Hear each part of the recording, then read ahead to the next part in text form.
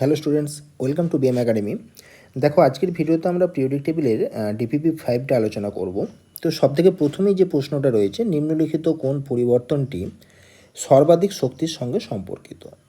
অর্থাৎ কোথায় সবথেকে বেশি শক্তি প্রয়োজন হবে। তো এখানে আমরা দেখতে পাচ্ছি যে M2+ থেকে M3+ যখন হচ্ছে, তখন আমাদের যে এনার্জিটা এখানে জেনারেলি লাগবে সেটাকে বলা হয়ে থাকে IE3, অর্থাৎ আয়নাইজেশন এনার্জি 3 বা তৃতীয় আয়নন বিভব বা তৃতীয় আয়নন শক্তি। তো আমরা ন্যাচারালি জানি যে IE1 থেকে কোনো নির্দিষ্ট পরমাণুর ক্ষেত্রে IE2 বেশি হয়, IE2 থেকে IE3 বেশি হয়। তাহলে এই M+ থেকে M2+, এটা হচ্ছে আমাদের IE2। আচ্ছা, আর কি M2+ থেকে M3+ সেটা হচ্ছে আমাদের I3। তাহলে এখানে আমাদের I3-র মানটা কী হবে? বেশি হবে। আর M- থেকে M যেটা বা M থেকে M- এইগুলোতে আমাদের নর্মাল ইলেকট্রন গ্রহণ বা বর্জন করলে অতটা শক্তির প্রয়োজন হবে না। বেশ, 2 নম্বর প্রশ্নটা হচ্ছে, বাষ্পীয় অবস্থায় 10⁶ সংখ্যক আয়োডিন পরমাণু I- আয়নে যদি রূপান্তরিত হয় তাহলে এত জুল পরিমাণ শক্তি নির্গত হয় কিলোজুল পার মোল এককে। আয়োডিনের ইলেকট্রন আসক্তির মান আমাদেরকে জানতে চেয়েছে। তো কিলোজুল পার মোল বলেছে, তার মানে 1 মোল পরিমাণ সংখ্যক বা 1 মোল পরিমাণ বা 6.022 × 10⁻23 সংখ্যক আয়োডিন পরমাণুর জন্য মানটা বের করতে বলেছে। তো কিছুই ব্যাপার নেই, এটা আমরা জাস্ট ঐকিক নিয়ম করে করতে পারবো। যে এরকম করে আমরা লিখতে পারি, এটাকে আমি শর্টে লিখছি, 10⁶ সংখ্যক আয়োডিন পরমাণু I- রূপান্তরিত হলে যে শক্তি নির্গত হয় তার মান হচ্ছে 4.8 × 10⁻13। আচ্ছা, যদি একটা আয়োডিন আমাদের রূপান্তরিত হয় তাহলে শক্তির পরিমাণটা কত হবে? আমাদের 10⁶ দিয়ে এটাকে ভাগ করে দিলাম। আর কিলোজুল পার মোল একক বলেছে, তার মানে 1 মোল অর্থাৎ 6.022 × 10⁻23 সংখ্যক আয়োডিন পরমাণু যদি I- রূপান্তরিত হয় তাহলে আমাদের যে শক্তির নির্গত হবে তাহলে আমাদের সেই ভ্যালুটা হবে কত? এইটা ইন্টু 6.022 × 10⁻23/10⁶। এই হচ্ছে ব্যাপার। তাহলে আমাদের এখান থেকে একটু ক্যালকুলেশনটা আমরা করে নিতে পারি। ক্যালকুলেশনটা 4.8 আর 6.022, এটা ওই মোটামুটি আমাদের অ্যাপ্রক্স যে অ্যান্সারটা দাঁড়াবে সেটা হচ্ছে গিয়ে গুণ করলে আর কি 6×8 = 8, 4×6 = 24, 288 পয়েন্ট সামথিং। আচ্ছা, আর 10⁻10/10⁶,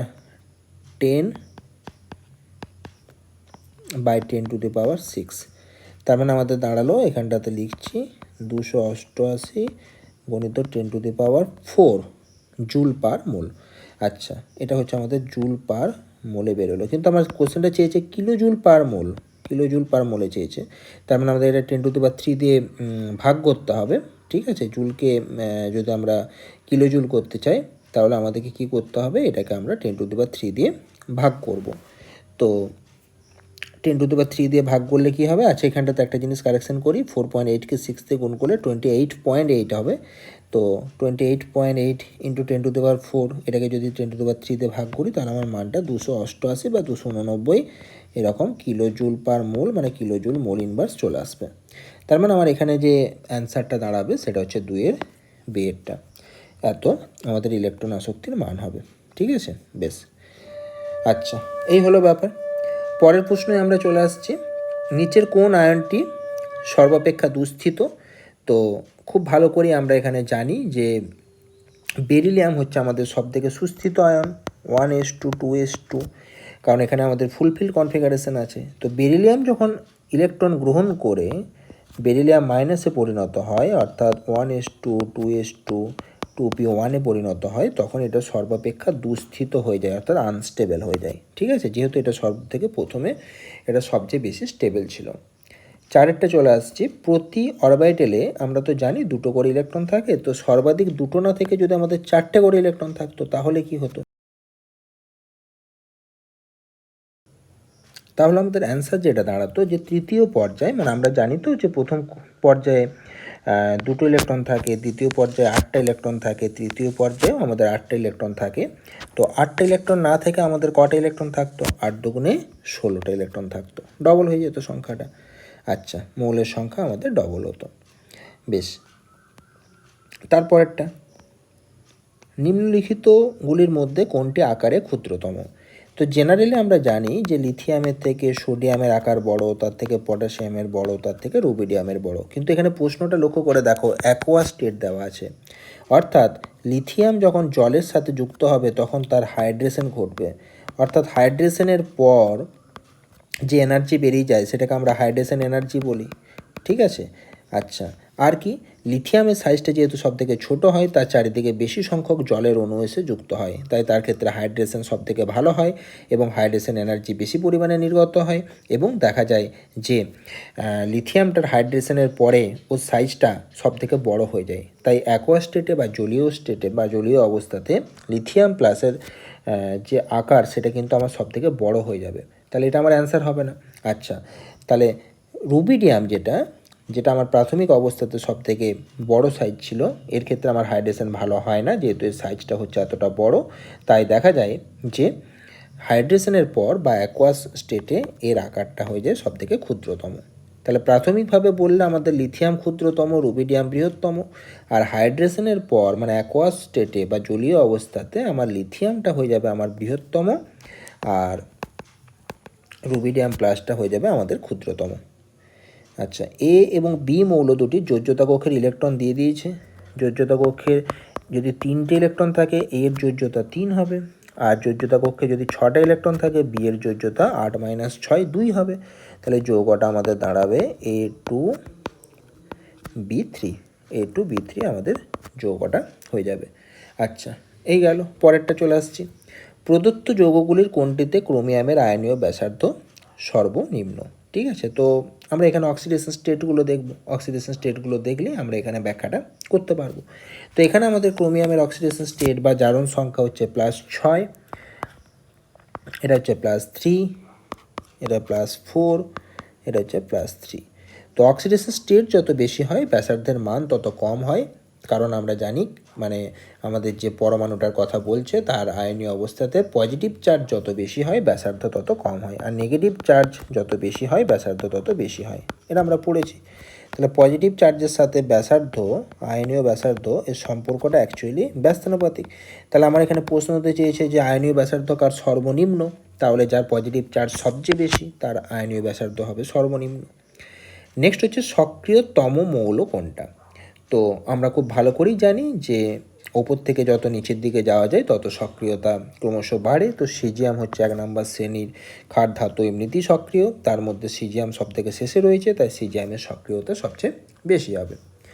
আচ্ছা, যে নিষ্ক্রিয় গ্যাসটির ডি ইলেকট্রনের সংখ্যা সংশ্লিষ্ট গ্যাসটির প্রোটন এবং এস ইলেকট্রন সংখ্যার পার্থক্যের সাথে সমান, তাহলে তার পারমাণবিক সংখ্যা কত? এটা একটু দেখে নিতে হবে। আচ্ছা, তো 18 এই অপশানটাকে আমরা প্রথমেই বাদ দিলাম, কারণ এখানে আমাদের ডি ইলেকট্রন থাকে না। 36 এখানে তো আমাদের ডি ইলেকট্রন থাকে, এর কনফিগারেশনটা একটু দেখে নিই। 1s2 2s2 2p6 3s2 3p6, আচ্ছা 3d 4s আগে দুটো ঢোকালাম, এখানে 10টি ইলেকট্রন ঢোকালাম, 30টা হয়ে গেল। আচ্ছা, এরপরে আমাদের কি হবে? 4p6। আচ্ছা, এই গেল, তাহলে আমাদের এখানে টোটাল ইলেকট্রন সংখ্যা হয়ে গেল 36টা। তাহলে আমাদের এখানে বলেছে ডি ইলেকট্রনের সংখ্যা হচ্ছে আমার 10টা। আচ্ছা, আর পি এবং এস ইলেকট্রনের সংখ্যা, তাহলে এস আর পি মিলে আমরা দেখে নিই টোটাল আমাদের কতগুলো হচ্ছে, মানে ডি ইলেকট্রনের সংখ্যাটা বলেছে এস আর পি ইলেকট্রনের সংখ্যার পার্থক্যের সাথে সমান। তাহলে আমরা এবার ডিটা তো দেখলাম, এসটা দেখে নিই। এসটা কত হচ্ছে 2 2 এ 4, 2 2 এ 4, 3s এর 2 মানে 6, 4s এর 2 মানে এসটা কটা হচ্ছে 8। আচ্ছা, পিটা কটা হচ্ছে দেখে নিই। পি হচ্ছে এই 2pতে 6টা আছে, 3pতে 6টা আছে, 4pতে 6টা আছে, তার মানে 18। তাহলে পি থেকে এস যদি আমরা বিয়োগ করি তাহলে 18 - 8 মানে আমরা কত পেয়ে গেলাম? 10, আর ডিতে আমরা পেয়ে গেছি 10। তাহলে আমার এই অ্যান্সারটা মিলে গেল, পরেরটার করে দেখার দরকার নেই। প্রদত্ত কোন প্রক্রিয়াটির ক্ষেত্রে আয়নীভবন শক্তির মান সর্বোচ্চ? আচ্ছা, তো আমরা জানি আয়নীভবন শক্তির মান বাঁ দিক থেকে ডান দিকে বাড়ে আর ওপর থেকে নিচের দিকে কমে। আচ্ছা, তাহলে আমার লিথিয়ামের থেকে বেরিলিয়ামে বাড়বে, আর বেরিলিয়াম থেকে আমাদের নিচের দিকে কি হবে? আস্তে আস্তে কমবে। আচ্ছা, তাহলে সিজিয়ামের মান কমবে আরও। আচ্ছা, আর এখানে বেরিয়ামের মানটাও আরও কমবে। তাহলে এখানে আমাদের হাইয়েস্ট যে ভ্যালুটা হবে সেটা হচ্ছে এই কর্নারে যে থাকবে তার। আর এমনিতেও আমাদের বেরিলিয়ামটা স্টেবল কনফিগারেশন, 1:2:2 স্টেবল কনফিগারেশন হয়ে আছে, তাই এর ক্ষেত্রে আয়ন বিভবন শক্তির মানটা আমাদের বেশি হবে। আচ্ছা, দ্বিতীয় আয়নন বিভব মানের সঠিক ক্রম কোনটা সেটা আমাদের এখানে জানতে চেয়েছেন। বেশ, তো আমরা খুব ভালো করেই জানি যে প্রথম আয়নন বিভবের যে অর্ডার সেটা হচ্ছে কার্বন, ঠিক আছে, কার্বনের পরে আমাদের অক্সিজেন চলে আসে, তারপর নাইট্রোজেন, তারপরে ফ্লোরিন হয়। আর যখন আমরা দ্বিতীয় অর্ডারটা করি তখন আমার অর্ডারটা থাকে কার্বন, তারপরে ফ্লোরিন চলে আসে, আর নাইট্রোজেন আর অক্সিজেন নিজের যেরকম আমাদের অর্ডার সেই অর্ডারে চলে আসে। আচ্ছা, তাহলে আমাদের এই অ্যান্সারটা হবে 11 বিয়েরটা হবে। আচ্ছা, তাহলে প্রথমটা তো আমাদের অক্সিজেনটা আগে এসেছিলো কেন? তার কারণটা হচ্ছে নাইট্রোজেনটা হাফ ফিল হলেও আয়নাইজেশন এনার্জিটা বেড়ে গিয়েছিল। আচ্ছা, বেশ, ব্যাসার্ধের সঠিক ক্রম কী হবে? ব্যাসার্ধের সঠিক ক্রম আমরা জানি -4 যত বেশি ব্যাসার্ধ তত বেশি, তাহলে এটা খুব ইজিলি আমরা বিয়েরটা করতে পারলাম। নতুন কোনো ক্ষার ধাতু আবিষ্কার হলে তার পারমাণবিক সংখ্যা কত হবে? তো ক্ষার ধাতু মানে হচ্ছে আমাদের কত number group? 1 number group. 1 number গ্রুপের আমাদের মৌলগুলোর পারমাণবিক সংখ্যা যদি আমরা দেখি, হাইড্রোজেনের হচ্ছে 1, লিথিয়ামের হচ্ছে 3, সোডিয়ামের 8, যোগ করলাম 11, তারপরেরটা পটাশিয়াম 19, তারপরটা রুবিডিয়াম হচ্ছে 37, তারপর সিজিয়াম 18 যোগ করব 55, তারপরে 32 যোগ হবে 87, তারপর আবার 32 যোগ হবে, তার মানে হচ্ছে 9, 119, তারপরে আমার অ্যান্সার দাঁড়াবে কত? 119, ঠিক আছে। আচ্ছা, তার মানে আমাদের এখানে যদি আমরা 87 পরেও কোনো মৌল যদি আমরা বের করতে চাই, তাহলে আমাদের সেই মৌলটার মানে যদি আমাদের 8 নাম্বার পর্যায়ে বলে কিছু থাকে, তাহলে তার ক্ষেত্রে আমাদের যেটা হবে সেটা হচ্ছে 119 তার পারমাণবিক সংখ্যা হবে, ঠিক আছে। আচ্ছা, আর এই অর্ডারটা আমরা কী করে করলাম? আমরা জানি প্রথমটাতে চেঞ্জ হয় 2, তারপরেরটাতে 8, তারপরটাতে 8, তারপরটাতে 18, তারপরটাতে 18, তারপরটাতে 32, তারপরটাতে আবার চেঞ্জ করব, আমরা 32 চেঞ্জ করব। আচ্ছা, কোনো মৌলের পরপর 5টা আয়নীভবন এনথালপির মান দেওয়া আছে, তো উপস্থিত যোজ্যতা কক্ষের ইলেকট্রনের সংখ্যা জানতে চেয়েছে। তো আমরা এখানে লক্ষ্য করব যে প্রথম কার্ডটা হচ্ছে আমাদের I1, তারপরেরটা I2, তারপরটা I3, IE4, IE5। তো এক্ষেত্রে লক্ষ্য করে দেখো যে I4 এর মানটা আমার এক্সেপশনালি হাই হয়ে গেছে, 3000 থেকে 25,000 হয়ে গেছে, 8 গুণ বেড়ে গেছে। তাহলে এতটা বেড়ে যাওয়ার কারণে আমার নিশ্চয়ই ভ্যালেন্স কোষেলে আমার 3টে ইলেকট্রন আছে, তাহলে 3টে ইলেকট্রনকে আমরা সহজে বার করতে পারছি, 4 নম্বর ইলেকট্রনটাকে আর বের করতে পারছি না, তাই এনার্জি এত বেড়ে গেছে। আয়নীয় ব্যাসার্ধের সঠিক ক্রম জানতে চেয়েছে। আয়নীয় ব্যাসার্ধ তো আমরা জানি প্লাস চার্জ যত বেশি হয় ব্যাসার্ধ তত কম হয়, তাহলে আমাদের এখানে যেটা অ্যান্সার দাঁড়াবে সঠিক যেটা সেটা হচ্ছে সিএরটা। তার কারণটা আমরা এখানে দেখছি P3+ থেকে P+, যেহেতু আমাদের প্লাস চার্জ বেশি হয়ে গেছে ব্যাসার্ধ কম হয়ে যাবে। আয়নীয় ব্যাসার্ধের সঠিক ক্রম কি হবে? আয়নীয় ব্যাসার্ধের সঠিক ক্রম হচ্ছে এটা 16 এরটা, একই রকম প্রসেসে চলবে। আচ্ছা, মাইনাস চার্জ যত বেশি ব্যাসার্ধ তত বেশি, মাইনাস চার্জ যত কম ব্যাসার্ধ তত কম। আচ্ছা, নেক্সট আমরা চলে আসছি 17টা। লিথিয়ামের আয়নন বিভবের মান দেওয়া আছে, গ্যাসীয় অবস্থায় এত মিলিগ্রাম লিথিয়াম পরমাণুকে লিথিয়াম প্লাসে পরিণত করতে কত পরিমাণ শক্তি লাগবে। একটু আগে আমরা এরকম টাইপের একটা করলাম যে আমাদের 1 মোল মানে হচ্ছে আমাদের যেটা অ্যাভোগাড্রো নাম্বার, সেইটাকে আমরা যখন কনভার্ট করব সেটাতে আমাদের 520 কিলোজুল কাজ লাগবে, ঠিক আছে। তাহলে আমাদের 220 মিলিগ্রামকে করতে আমাদের কত লাগবে? তো এখানে আমরা 1 মোল বলতে আমরা এখানে এটা বলতে পারি যে লিথিয়ামের আমাদের যেটা ভর হবে, লিথিয়ামের পারমাণবিক ভর কত? 7 গ্রাম। তাহলে এখানে 7 গ্রাম মানেই আমরা এখানে পরিমাণ হিসেবে 1 মোল ধরে নিতে পারি। আচ্ছা, তাহলে 7 গ্রাম লিথিয়ামকে আয়নীভবন বিভবের যে মান হবে আর কি, 7 গ্রাম মানে 1 মোল, সেটা হচ্ছে আমাদের 520 কিলোজুল পার মোল। 520 মানে এর সাথে 10⁻³ গুণ করে দিলাম, তাহলে আমাদের এত জুল আমাদের শক্তি লাগবে, ঠিক আছে। এই হচ্ছে ব্যাপার। আচ্ছা, এবার আমরা কি করব? 1 গ্রামের জন্য কত আর আমাদের 210 মিলিগ্রামের জন্য কত সেটা আমরা বের করব, তাহলে আমাদের ভ্যালুটা বেরিয়ে যাবে। তাহলে 210 × 10⁻³ করি, তাহলে এটাও আমার গ্রামে চলে আসবে।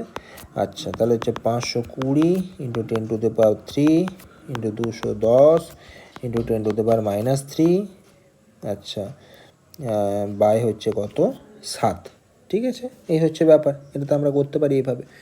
আচ্ছা, তাহলে আমাদের ক্যালকুলেশন করলে আমাদের 10⁻³ কী হয়ে যাবে? কেটে যাবে। তাহলে 520 × 210/7, ঠিক আছে। এই ভ্যালুটা আমাদের চলে এলো। এই ভ্যালুটা মানে হচ্ছে আমাদের কত? এটা আমাদের 30, 2 0, 3 2 6 এত জুল, ঠিক আছে। এটাকে কিলো জুলে আমরা যদি কনভার্ট করি তাহলে হয়ে যাবে 15.6 কিলো জুল। 15.6 কিলো জুল মানে আমাদের 17 লাস্টের অপশানটা, ঠিক আছে। পর্যায় সারণীর কোন ব্লকভুক্ত মৌলগুলো অনুঘটক হিসেবে ব্যবহৃত হয়? আমরা খুব ভালো করে জানি ডি ব্লকের মৌলগুলো অনুঘটক হিসেবে ব্যবহৃত হয়, ঠিক আছে। আচ্ছা, নিয়ন তারপর 3s1 দেওয়া আছে, তার মানে আমাদের এটা অবশ্যই গ্রুপ 1-এর এলিমেন্ট। গ্রুপ 1 মানেই হচ্ছে আমাদের ক্ষার ধাতু, তার মানে এর অক্সাইডটা কেমন প্রকৃতির হবে? ক্ষারীয় প্রকৃতির হবে। আচ্ছা, কোন প্রক্রিয়াটিতে শক্তির শোষণ ঘটে? ঠিক আছে। আচ্ছা, তার মানে হিট বাইরে থেকে দিতে হবে কোন প্রক্রিয়াটাতে, সেটা আমাদেরকে জানতে চেয়েছে। তো এফ থেকে যখন এফ মাইনাস হয় তখন আমার এনার্জি তো রিলিজ হয়ে যায়, ঠিক আছে। এর ক্ষেত্রে আমাদের যখন ইলেকট্রনটা গ্রহণ হয় তাহলে ইলেকট্রন অ্যাফিনিটির মানটা হয় নেগেটিভ। হাইড্রোজেনের ক্ষেত্রেও ইলেকট্রন অ্যাফিনিটির মান হচ্ছে নেগেটিভ, কারণ নোবেল গ্যাসের ক্ষেত্রে ইলেকট্রন অ্যাফিনিটি পজিটিভ হয়, আর বেরিলিয়াম, ম্যাগনেসিয়াম, নাইট্রোজেনের ক্ষেত্রে পজিটিভ হয়, বাকি তো আর কারো ক্ষেত্রে হয় না। কিন্তু এই প্রক্রিয়াটাতে আমাদের ইলেকট্রন অ্যাফিনিটিটা কী হয়ে যাবে? পজিটিভ হয়ে যাবে, কারণ এখানে কয়টা ইলেকট্রন গ্রহণ করা হচ্ছে? দুটো ইলেকট্রন গ্রহণ করা হচ্ছে। আর আমরা জানি যে EA1 এইটা আমার নেগেটিভ হতে পারে, কিন্তু EA2 বা EA3 এগুলো হচ্ছে আমার অলওয়েজ পজিটিভ, ঠিক আছে। তাহলে এই ফর্মুলা থেকে আমরা করতে পারলাম যে ও থেকে O2 মাইনাস, সেটা দুটো ইলেকট্রন গ্রহণ করা হচ্ছে, তাহলে প্রথমটা নেগেটিভ হলেও সেকেন্ডটা হচ্ছে আমার পজিটিভ। তো আলটিমেট এর ক্ষেত্রে শক্তির শোষণ ঘটে এবং এটাকে আমরা বলতে পারি এন্ডোথার্মিক, ঠিক আছে। যেখানে আমাদের প্রথমকার দিকে রিয়েকশানগুলো সব হচ্ছে আমাদের এক্সোথার্মিক, এটাও এক্সোথার্মিক, এটাও এক্সোথার্মিক, এটাও হচ্ছে এক্সোথার্মিক। কোন যুগ্মটিতে উপস্থিত ধাতুগুলির ধাতব ব্যাসার্ধের মানটা সমান হয়? তো আমরা জানি যে সিলভার আর গোল্ডের সমান হবে, কারণ এটা হচ্ছে আমাদের সবগুলোই হচ্ছে গ্রুপ 11-এর অন্তর্ভুক্ত, সিলভার এবং গোল্ড এরা দুজনেই, এবং সিলভারটা হচ্ছে আমাদের 5 নম্বর পর্যায়ে এবং গোল্ডটা হচ্ছে আমাদের 6 নম্বর পর্যায়ে। এক্ষেত্রে আমাদের ল্যান্থানয়েড কন্ট্রাকশন দেখা যায়, ল্যান্থানয়েড সংকোচন দেখা যায়, যে কারণে আমাদের ব্যাসার্ধগুলো সমান হয়। কোন যুগ্মটিতে সমযোজী ব্যাসার্ধের পার্থক্যের মান হচ্ছে সর্বাধিক? সবথেকে বেশি পার্থক্য হচ্ছে আমাদের কোন জায়গাটাতে, ঠিক আছে। তো পটাশিয়াম এবং ক্যালসিয়াম এই জায়গাটাতে আমাদের সবথেকে বেশি পার্থক্য হবে। তার কারণটা হচ্ছে যে পটাশিয়ামের পাশে ক্যালসিয়াম আছে, ব্যাসার্ধ আস্তে আস্তে কী হবে? বাঁ দিক থেকে ডান দিকে কমে যায়, তো কমবে, এবং এদের ডিফারেন্সটা সর্বোচ্চ হবে, কারণ বাকিগুলোতে যদি আমরা দেখি তাহলে আমাদের এখানে ডি অরবিটাল ঢোকে, সবগুলোতে আমাদের আউটারমোস্ট সেল বা বহিস্থ কক্ষপথের আগের কক্ষপথে যে ডি অরবিটাল রয়েছে সেখানে ইলেকট্রন প্রবেশ করছে। তো ডি অরবিটালে যদি প্রবেশ করে তাহলে সেখানে আমাদের কী হবে? বহিস্থ কক্ষে ইলেকট্রনের প্রতি আকর্ষণটা বেশি হবে, কারণ এদের শিল্ডিং এফেক্টটা কম। শিল্ডিং এফেক্টটা বা স্ক্রিনিং এফেক্টটা কম হওয়ার জন্য বাইরের কক্ষের ইলেকট্রনটাকে নিউক্লিয়াসটা জোরে আকর্ষণ করবে, ফলে ব্যাসার্ধটা একটু কমে যাবে। আচ্ছা, ফলে দেখা যাবে যে এদের ক্ষেত্রে ব্যাসার্ধের পার্থক্যগুলো খুব কম হয়, ঠিক আছে। Manganese, iron, cobalt, nickel, chromium, manganese প্রায় সমান হয় এদের ব্যাসার্ধগুলো। আচ্ছা, কোনটির ক্ষেত্রে জালক শক্তির মান হচ্ছে আমাদের সর্বাধিক, মানে ল্যাটিস এনার্জির মান সর্বাধিক? তো এটা কেমিক্যাল বন্ডিংয়ের প্রশ্ন অ্যাকচুয়ালি। ল্যাটিস এনার্জির ক্ষেত্রে আমরা জেনেছি যে ক্যাটায়নের ক্ষেত্রে সাইজ যত বেশি হবে তার সাথে ল্যাটিস এনার্জি হচ্ছে ব্যস্তানুপাতিক, সাইজ অফ ক্যাটায়ন এর সাথে হচ্ছে ল্যাটিস এনার্জি ব্যস্তানুপাতিক। আচ্ছা, তো সাইজের দিক থেকে যদি আমরা দেখি তাহলে লিথিয়াম তো নেই, সোডিয়াম, পটাশিয়াম, রুবিডিয়াম, সিজিয়াম আছে। তো সোডিয়ামের সাইজ হচ্ছে সবথেকে ছোট, ঠিক আছে। তাহলে এই সোডিয়াম, কারণ অ্যানায়ন হিসেবে সবগুলোতে এফ আছে, তাহলে অ্যানায়নটা দেখে দরকার নেই, তাহলে আমাদের এখানে সোডিয়ামের সাইজ হচ্ছে সবথেকে ছোট, তাই সোডিয়ামের ক্ষেত্রে ল্যাটিস এনার্জির মান হবে সর্বাধিক, ঠিক আছে। 24 ক্রোমিয়ামের কোন অক্সাইডটি উভধর্মী? দেখো, ক্রোমিয়ামের সেই অক্সাইডটাই উভধর্মী হবে যেটা মাঝামাঝি অক্সিডেশন স্টেটে থাকবে, অর্থাৎ অক্সিডেশন স্টেটটাকে বাড়াতেও পারবে, কমাতেও পারবে, সেটাই হচ্ছে আমাদের এখানে অ্যান্সার হিসেবে দাঁড়াবে। আচ্ছা, তাহলে যদি আমরা এখানে দেখি যে ক্রোমিয়াম অক্সাইডের ক্ষেত্রে এই ক্রোমিয়ামটা হচ্ছে +2, এখানকারটা হচ্ছে +6, আর এখানকারটা হচ্ছে এটা -6 হলে এটা +6, তাহলে একটা ক্রোমিয়ামের জন্য +3। তাহলে এইটা যেহেতু +3-তে রয়েছে, তাহলে +3 থেকে +2-তেও যেতে পারবে, +6-এও যেতে পারবে, ফলে এটাকে আমরা উভধর্মীর উপর ট্রিট করতে পারি। নেক্সট হচ্ছে ব্যাসার্ধের ক্রম কোনটা হবে? ব্যাসার্ধের ক্রমের প্রশ্ন তো একদমই সহজ, আমরা বারবার করছি, মাইনাস চার্জ যত বেশি ব্যাসার্ধ তত বেশি, প্লাস চার্জ যত বেশি ব্যাসার্ধ তত কম। 15 থেকে 17 নম্বর গ্রুপের প্রথম মৌলগুলির হাইড্রাইড হচ্ছে অ্যামোনিয়া, জল এবং এইচএফ, ঠিক আছে। এদের গলনাঙ্ক এবং স্ফুটনাঙ্কের মান অস্বাভাবিক বেশি হয়, তার কারণ এরা আন্তরাণবিক হাইড্রোজেন বন্ধন তৈরি করতে পারে। আন্তরাণবিক মানে হচ্ছে ইন্টারমলিকিউলার, ইন্টারমলিকুলার হাইড্রোজেন বন্ডিং তৈরি করার জন্য আমাদের এই ঘটনাটা ঘটে। অন্ত মানে ইন্টার, অন্ত নয়, এখানে আমাদের অ্যান্সার হবে ইন্টার।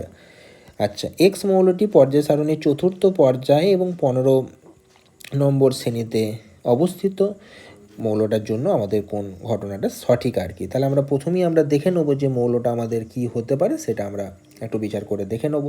চতুর্থ পর্যায়ে বলেছে এবং আমাদের 15 নম্বর গ্রুপের এলিমেন্ট বলেছে। তো 15 নম্বর গ্রুপের আমাদের সবথেকে প্রথমে আছে নাইট্রোজেন, তারপরে হচ্ছে আমাদের এটা দ্বিতীয় গ্রুপে অবস্থিত, তৃতীয় গ্রুপে হচ্ছে ফসফরাস, চতুর্থ গ্রুপে হচ্ছে আমাদের আর্সেনিক অবস্থিত।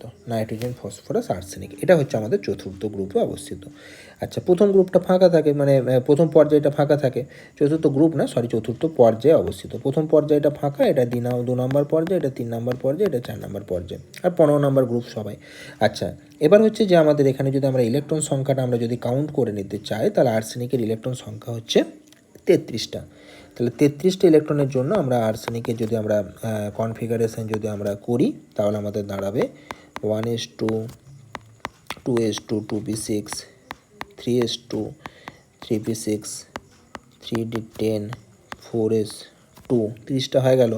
আচ্ছা, তারপরে আমাদের যেটা দাঁড়াবে সেটা হচ্ছে 4p3। এই হলো ব্যাপার। তাহলে আমাদের এখানে আমরা অপশানটা দেখবো যে এর ক্ষেত্রে এস অরবিটালটা পূর্ণ, ডি অরবিটালটা আংশিক পূর্ণ। এটা তো ভুল, কারণ ডি অরবিটালটা পরিপূর্ণ আছে। আচ্ছা, এস এবং পি অরবিটাল দুটি পূর্ণ, এটাও ভুল, তার কারণ এখানে পি অরবিটালটা পূর্ণ নেই, আংশিক পূর্ণ আছে। তাহলে সি এর অপশানটা এখানে সঠিক হবে। তার কারণটা হচ্ছে না, সি এরটা তো বলেছে এস এবং পি অরবিটাল দুটো পূর্ণ, এটাও হবে না। আচ্ছা, তাহলে সি এরটা বাদ। তাহলে আমাদের এখানে যেটা সঠিক হবে সেটা হচ্ছে এইটা, ডি এরটা। এস এবং ডি পরিপূর্ণ, এস পরিপূর্ণ, ডি পরিপূর্ণ, পি অরবিটালটা অর্ধপূর্ণ, পি3 আছে মানে অর্ধপূর্ণ। তাহলে 27-এর ডি এর অ্যান্সারটা দাঁড়ালো। 28-এরটা, ক্ষারকীয়, উভধর্মী এবং আম্লিক এই ক্রম অনুযায়ী কোনগুলো সাজানো আছে। ক্ষারকীয় মানে আমরা জানি যে সমস্ত ধাতুগুলো রয়েছে তাদের যে অক্সাইড, তারা হচ্ছে ক্ষারকীয়। আচ্ছা, আম্লিক কোনগুলো হবে, যেগুলো হচ্ছে আমাদের অধাতু, নন মেটাল, যেগুলো আমাদের পর্যায়ে পিরিয়ডিক টেবিলের ডান দিক করে আছে, সেগুলো হচ্ছে আম্লিক। আচ্ছা, আর মাঝখানে উভধর্মী হবে। তো আমরা এখানে 2 নম্বর অপশানটাতে দেখতে পাচ্ছি BaO, এটা আমাদের গ্রুপ 2 এর মধ্যে অবস্থিত, এটা আমাদের ক্ষারকীয়। L2O3 আমরা জানি যে এটা উভধর্মী রূপে কাজ করে, আর SO2 এটা একদম পর্যায় সারণীর ডান দিকে আছে, তাহলে এটা আমাদের হবে আম্লিক। তাহলে এই অ্যান্সারটা আমরা এখান থেকে ডাইরেক্ট করতে পারলাম।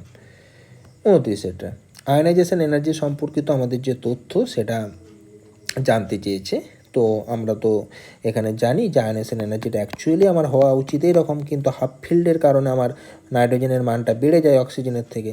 তাহলে আমরা nitrogen greater than oxygen less than fluorine, এইভাবে আমরা লিখতে পারি অপশান দেখে পরে আর কি। তাহলে আমাদের এখানে এই অপশানটা কারেক্ট হচ্ছে 29-এর সিএট।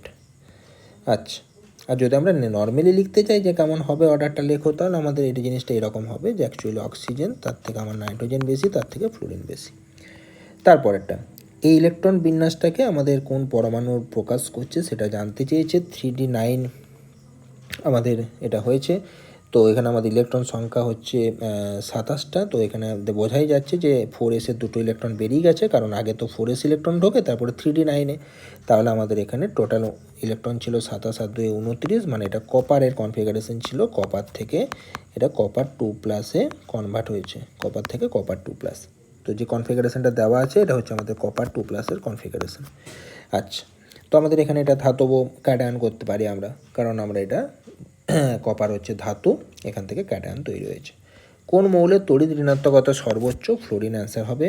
I1 এর মান কার সর্বনিম্ন, সেটা আমাদের এখানে আয়নাইজেশন এনার্জির মানটা কার সর্বনিম্ন জানতে চেয়েছে।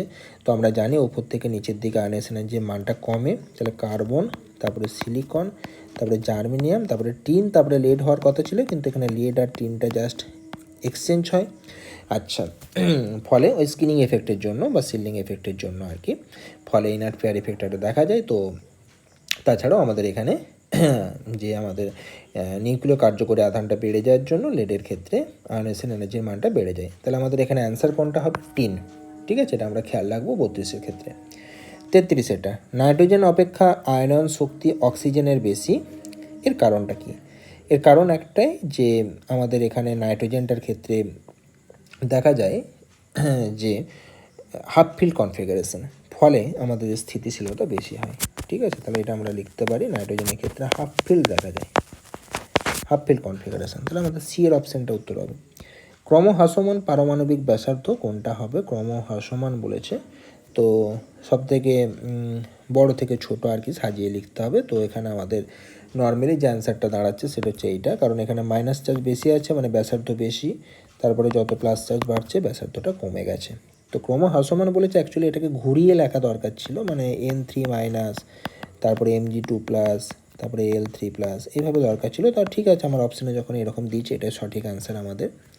কোন প্রবণতাটা সঠিক নয় বলেছে? HF, HCl, HBr, হাইড্রেট যৌগের ক্ষেত্রে আমরা জানি যে ওপর থেকে নিচে যত যাওয়া যায় আম্লিক ক্ষমতা তত বাড়ে, ওপর থেকে নিচে বাড়ে, এটা আমরা জানি, এটা ঠিকই আছে। আচ্ছা, ওপর থেকে নিচে যত যাওয়া যায় এক্ষেত্রেও আম্লিকতা বাড়বে, ফলে পিকে এর মানটা কিন্তু কমবে। তাহলে এর ক্ষেত্রে পিকে এটা কিন্তু কমবে, তাহলে আমার এখানে এটাই অ্যান্সার হবে, এটা আমার ভুল আছে। আচ্ছা, বাকিটা কি? বাকিটা এক্ষেত্রে অ্যাসিডিটি বাড়ে, এটাও আমার সঠিক আছে। আর এখানেও আমাদের জারণ ক্ষমতার মানটা উপর থেকে নিচের দিকে বাড়বে, ঠিক আছে, মানে অপরকে জারিত করা আর নিজে বিজারিত হওয়ার প্রবণতা বাড়ে, এটাও ঠিক আছে। কিন্তু এই ক্ষেত্রে আমাদের পিকের মানটা না বেড়ে কমবে, এটা হচ্ছে আমাদের অ্যান্সার। আচ্ছা, 114 বলেছে, 114 আমরা একটু গুনে নেবো। রেডনের হচ্ছে 86, 86 আর 14 তো 100, তো 110, 12, 14, 114, ঠিকই আছে।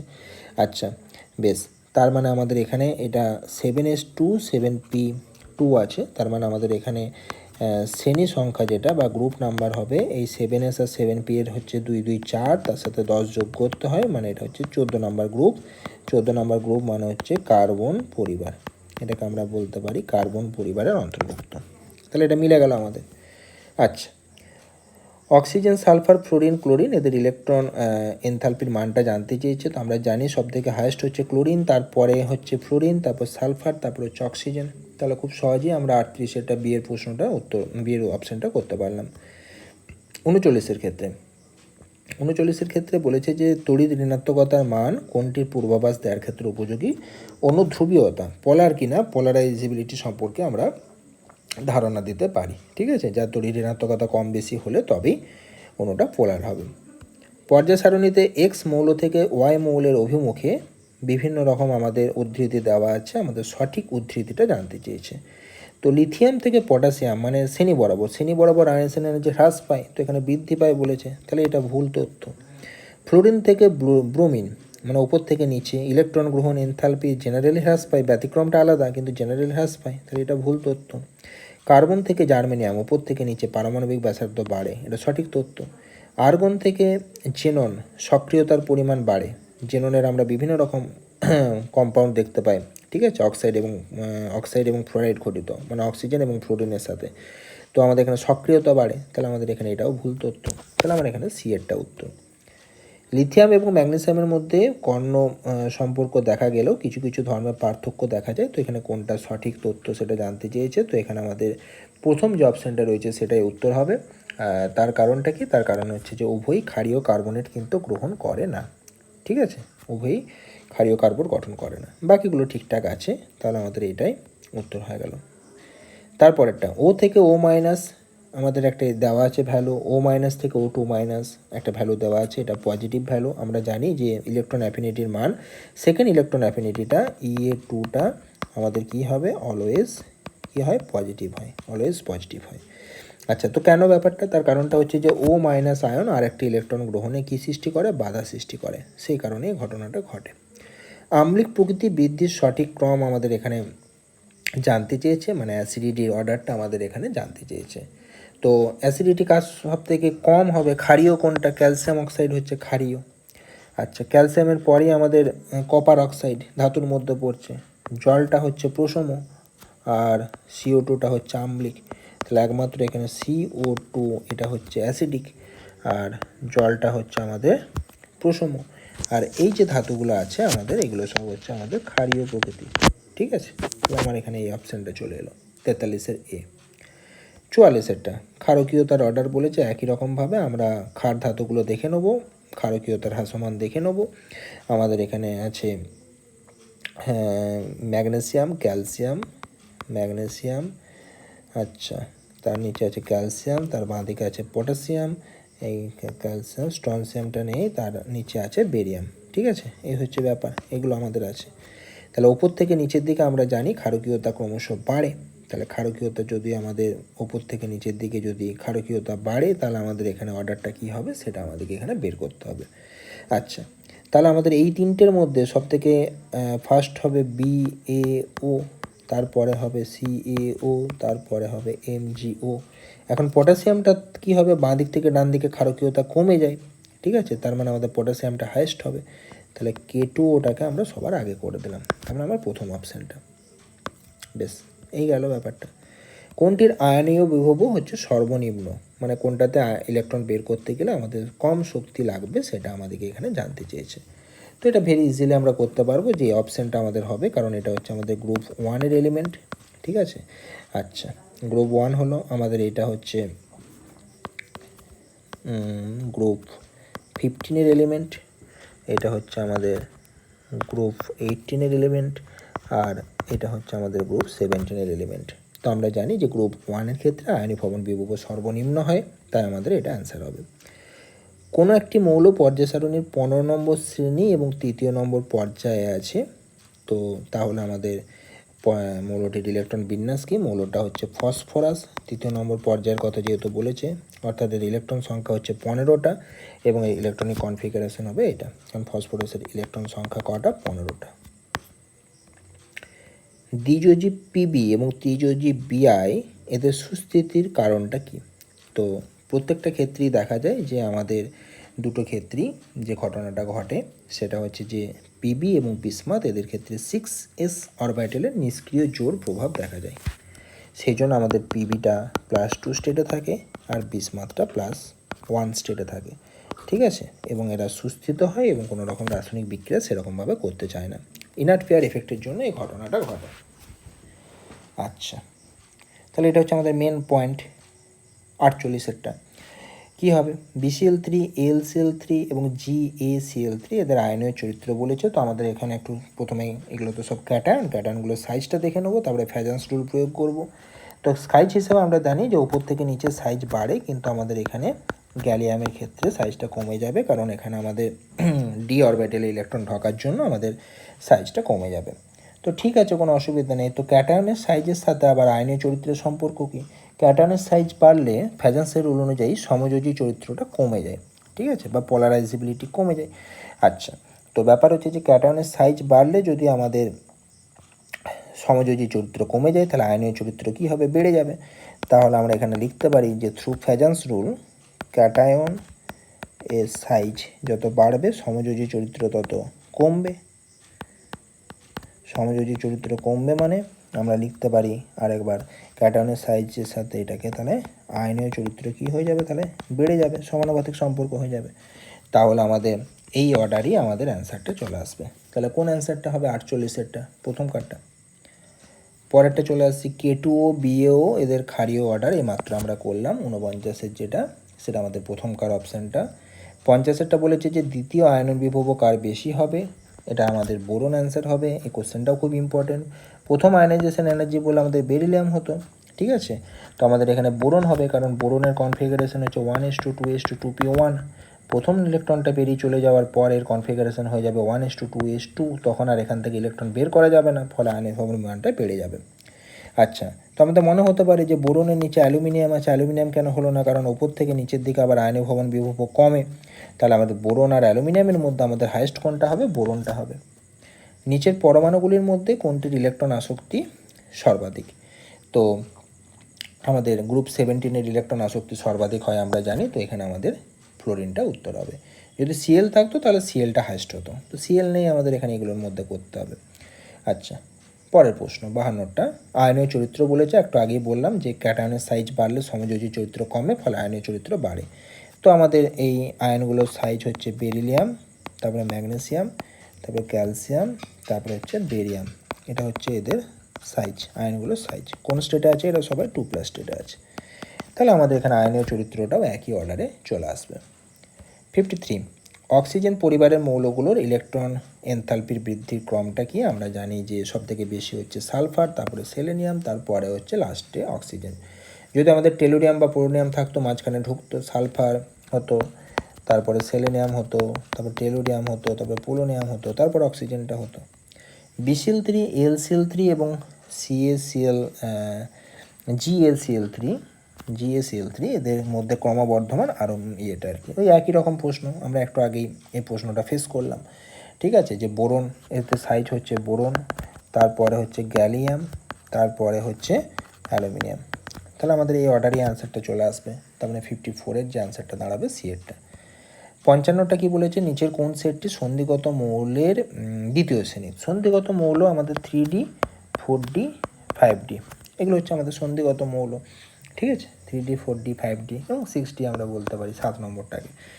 আচ্ছা, তো আমাদের দ্বিতীয় শ্রেণী বলেছে, সন্ধিগত মৌলের দ্বিতীয় শ্রেণী মানে আমাদের 4D সিরিজটা আমাদের বলতে চেয়েছে। তার মানে আমাদের এই ভ্যানাডিয়ামের সাইজটা হবে না, ভ্যানাডিয়ামের নিচে আছে নেবোলিয়াম, এই সিরিজটা হবে আমাদের। আচ্ছা, ল্যান্থানোয়েডস রসায়নে +3 জারণ স্তর অবস্থা প্রাধান্য দেওয়া যায়, কোনটা সঠিক নয়? প্রথম অপশানটাই সঠিক নয়, কারণ ল্যান্থানোয়েডস যৌগগুলো সাধারণত কালার হয়। কেন কালার হয়? ডিডি ট্রানজিশন, সরি এখানে এফএফ ট্রানজিশন হয়, এফএফ ট্রানজিশনের জন্য আমাদের এগুলো কালার হয়। তাহলে আমরা এটাকে লিখতে পারি যে এখানে আমাদের এফএফ ট্রানজিশন,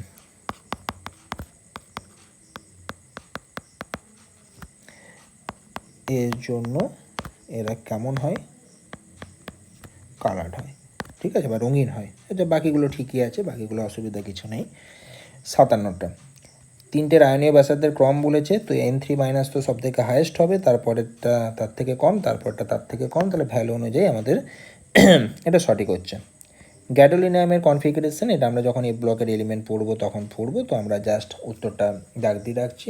এটা ক্ষেত্রে আমাদের হাফ ফিল্ড কনফিগারেশন দেখা যায় এবং 4f7, 14টার মধ্যে 7টা ইলেকট্রন থাকে, 5d1 6s2, 54টা ইলেকট্রন আমার এখানে কাভার হয়। আচ্ছা, তো 7 আর 1 8 আর 2 10 হলো, আর আমাদের এর আগে থাকে জেনন, জেননে 54টা ইলেকট্রন, 54 আর 10-এ কত হয়ে গেল? 64। সোডিয়ামের প্রথম আয়নন বিভবের মান 5.1, অর্থাৎ ইলেকট্রনটাকে বের করতে এত শক্তি লাগবে, তাহলে ইলেকট্রন প্রবেশ করার সময় একই শক্তি লাগবে, সাইনটা মাইনাস হয়ে যাবে। আচ্ছা, সোডিয়াম, ম্যাগনেসিয়াম এবং সিলিকন এদের প্রথম আয়নীভবন এনথালপি যথাক্রমে দিয়ে দেওয়া আছে। সোডিয়াম ম্যাগনেসিয়াম, সোডিয়াম দেওয়া আছে, ম্যাগনেসিয়াম দেওয়া আছে, তারপরে হচ্ছে অ্যালুমিনিয়াম, তারপরে হচ্ছে আমাদের সিলিকন। তো আয়নীভবন শক্তির অর্ডার আমরা যদি জানি সেটা হচ্ছে এরকম, সোডিয়াম থেকে ম্যাগনেসিয়াম বাড়ার কথা, কিন্তু ম্যাগনেসিয়ামটা একটু বেশি পরিমাণে বেড়ে যায়, ফলে সোডিয়ামের পর অ্যালুমিনিয়াম হয়, তারপরে ম্যাগনেসিয়াম হয়, তারপরে আমাদের এখানে সিলিকন হয়। ঠিক আছে, তাহলে আমাদের এখানে সোডিয়ামের ভ্যালুটা দেওয়া আছে 496, ম্যাগনেসিয়ামের ভ্যালুটা দেওয়া আছে 737, সিলিকনটা দেওয়া আছে 786, এগুলো ঠিকই আছে। অ্যালুমিনিয়ামটা তাহলে হবে 496 আর 737-এর মাঝে কোনো একটা ভ্যালু। ঠিক আছে, তাহলে আমাদের এখানে অ্যান্সারটা হবে কত? 577। বেশ, তাহলে 60-এরটা আমরা সিএরটা করলাম। 61টা, কিছু মৌলের প্রথম, দ্বিতীয় মানে I1গুলো দেওয়া আছে এবং I2 দেওয়া আছে এবং ইলেকট্রন গ্রহণ এনথালপির মানও দেওয়া আছে। আচ্ছা, প্রথমটা আমরা শর্টে নিজেদের সুবিধার জন্য I1 I2 করে রাখলাম, আর এটাকে ইলেকট্রন অ্যাফিনিটি করে রাখলাম। এবার বলেছে কোন মৌলটি সর্বাপেক্ষা কম সক্রিয়, সেটা আমাদেরকে এখান থেকে অ্যান্সার থেকে বের করতে হবে আর কি। আচ্ছা, তো সব থেকে কম সক্রিয় কোনটা হবে? যেটা আমাদের গ্রুপ 18-এ অবস্থান করছে, সেই মৌলটা হবে আমাদের, তাদের এদের মধ্যে আর কি সব থেকে কম সক্রিয়, এরকম আমরা বলতে পারি। আচ্ছা, তো আমাদের এখানে অ্যান্সার যেটা দাঁড়াচ্ছে যে লাস্টের যে মৌলটা, ঠিক আছে, তার ক্ষেত্রে I1-এর মান হচ্ছে সব থেকে বেশি।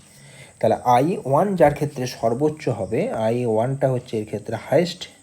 ঠিক আছে, এর ক্ষেত্রে I1টা যেহেতু আমার হায়েস্ট, তাই এটাকে আমি বলতে পারি যে এটা হচ্ছে আমার গ্রুপ 18-এর এলিমেন্ট, গ্রুপ 18-এর এলিমেন্ট। গ্রুপ 18-এর এলিমেন্ট মানি সেটা হচ্ছে আমার কম সক্রিয়, তার মানে আমার 5 নাম্বারটা উত্তর, মানে আমার সি পয়েন্টটা, এটা হচ্ছে আমার কম সক্রিয়। তাহলে খুব ইজিলি আমরা এটা করতে পারলাম, অ্যান্সারটাতে করতে পারলাম। প্লাস আমরা ইলেকট্রন অ্যাফিনিটি দেখেও করতে পারি, যে পজিটিভ ইলেকট্রন অ্যাফিনিটি আমাদের গ্রুপ 18-এর মৌলদের হয়।